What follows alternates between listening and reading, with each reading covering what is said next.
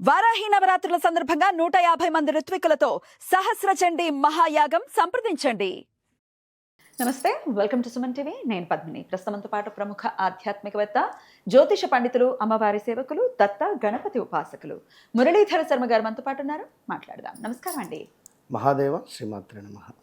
మురళి గారు, మనకు ఉన్నటువంటి నవగ్రహాలు కూడా వాటి సంచారం జరుగుతూనే ఉంటుంది. 27 నక్షత్రాల మీద సంచారం జరుగుతూనే ఉంటుంది. అయితే ఈ నవగ్రహాలు కూడా కంఫర్టబుల్ గా ఉండేటటువంటి అంటే ఏ నక్షత్రాల మీద సంచారం చేస్తున్నప్పుడు అవి కంఫర్టబుల్ గా ఉంటాయి, అలాగే అవి మన జన్మజాతకం గనక అయ్యి ఉంటాయి. సే ఇప్పుడు నాకు కుజుడు తన సొంత నక్షత్రమో లేకపోతే తనకి యోగించే నక్షత్రంలో గనక ఉన్నాడు అనుకుంటా, ఓకే, తనకి ఎట్లాంటి రిజల్ట్ ఇస్తాడు అనేది మీ ద్వారా నేను తెలుసుకోవాలనుకుంటున్నా. Super, excellent.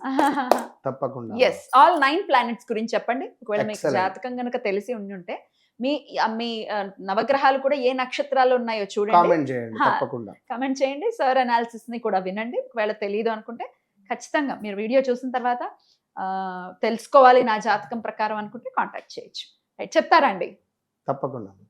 వారి జాతకంలో ఒకవేళ ఫలానా చంద్రుడు ఈ నక్షత్రంలో ఉంటే, ఫలానా సూర్యుడు ఈ నక్షత్రంలో ఉంటే, ఫలానా రాహువు ఈ నక్షత్రంలో ఉంటే, వారి నక్షత్రం కానీ వారి జాతకం కానీ ఎట్లా ఉన్నా కూడా వారి జీవితంలో స్టార్ అయిపోతారు.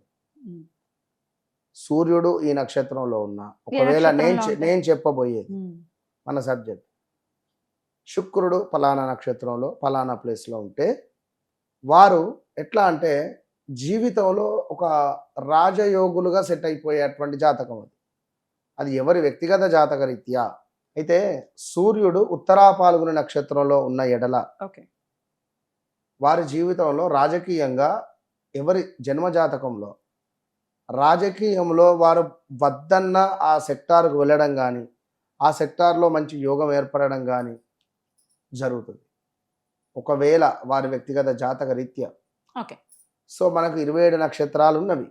బట్ గ్రహాలు గనుక నేను చెప్పబోయే విధంగా వారి యొక్క జన్మ చార్ట్లో, ఇప్పుడు ఇంకొకటి ఏమిటంటే గురువు పుష్యమి నక్షత్రంలో వారి యొక్క జననం జరిగినటువంటి సందర్భంలో ఈ యొక్క గురువు గారు పుష్యమి నక్షత్రంలో ఉన్న ఎడల వారి జీవితంలో విపరీతమైనటువంటి రాజయోగం ఏర్పడుతుంది. నేను చెప్పే పాయింట్ అది. పుష్యమి నక్షత్రంలో పుట్టారు లేదా పుష్యమి నక్షత్రంలో గురువు ఉండాలి. ఇక్కడ ఏం జరుగుతుంది అంటే మరీ ముఖ్యంగా కూడా మంచి జ్ఞానం, ఆధ్యాత్మికంగా అద్భుతమైనటువంటి జ్ఞానము, శ్రేయస్సు మరియు దైవానుగ్రహానికి సంబంధించి అటువంటి దాంట్లో ఉండడం కానీ, ఉపాసన చేయాలి అని అనుకునేటువంటి బలం కానీ, అత్యంత పవిత్రమైనటువంటి ఒక స్థానం.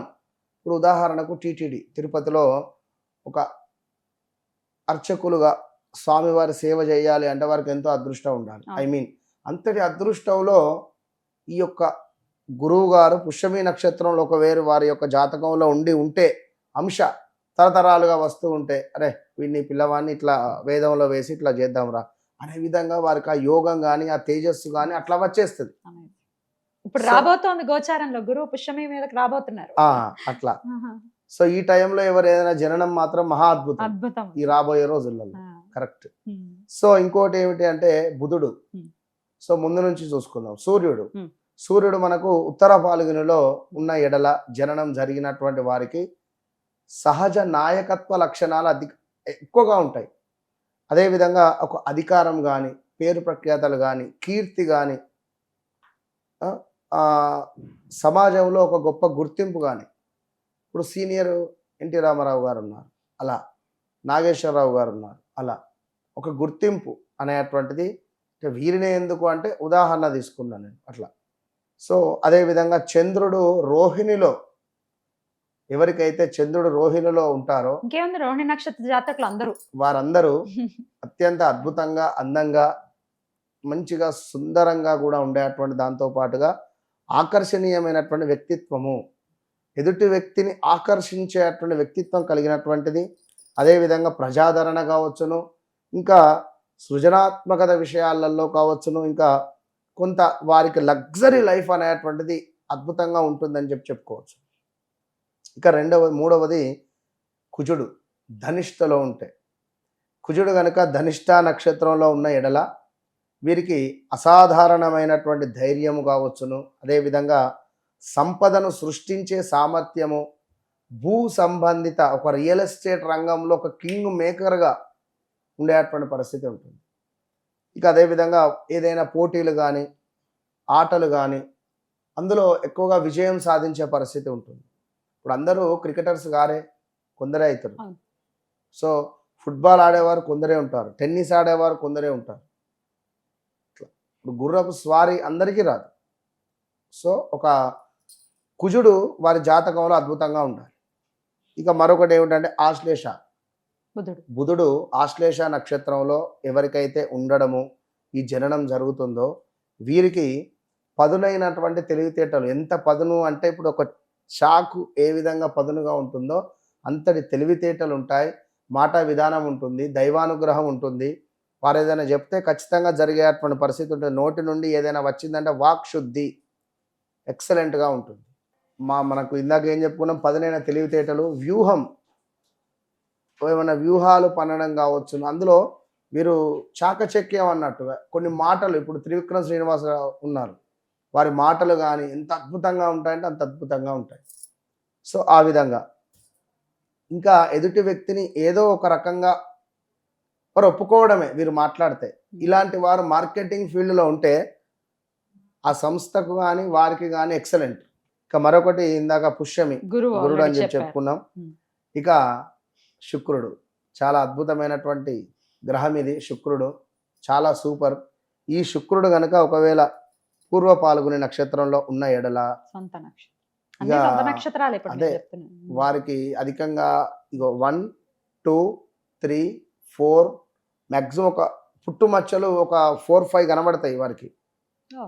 పూర్వ పాల్గొనే నక్షత్రంలో శుక్రుడు ఉన్న ఎడల ఈ గదువ అనేది కొంచెం కొచ్చగా ఉంటుంది, అంటే లైట్గా షార్ప్. షార్ప్గా ఉండడము. వారు మాట్లాడిన ముద్దు ముద్దుగా కానీ వారి ముఖంలో కూడా ఒక ఎక్సలెంట్ ఒక స్పార్క్ అనేటువంటిది ఉంటుంది.